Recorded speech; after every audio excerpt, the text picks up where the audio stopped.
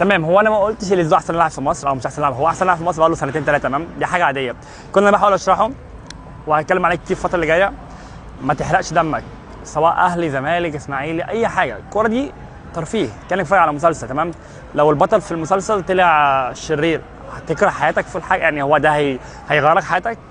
لعيبه الكوره كلها بالذات اليومين دول كل يهمها اكيد يعني ده شغلهم، تمام. فالناس دي شغاله بعد الشغل ولا بيفرق معايا انت بتعمل ايه، انت زعلان انت مش زعلان، انت فاهم قصدي؟ فهمت الموضوع؟ فانا والله بتكلم، انا واحد جاي اصلا، يعني انا لو حكيت عن نفسي انا مين وكنت بحب الكوره قد ايه ولعبت كوره وعملت ايه وكنت بشجع ازاي وكنت في حاجات كتير بقى اتكلم عليها الفتره اللي جايه دي كلها. كل اللي انا عايز اوصله لكم ان الكوره مش حاجه اساسيه في حياتك، هي حاجه ترفيهيه، حاجه تتفرج عليها تفرح شويه. فريقك كسب افرح مش مشكله، خسر يعني يا عم قول مش مشكله، عدي يومك، فاهم؟ ما توقفش حياتك على الحاجه دي، لان في حاجات كتير اهم، يعني اشتغل، اتعلم، سافر، حاجات كتير. السلام عليكم.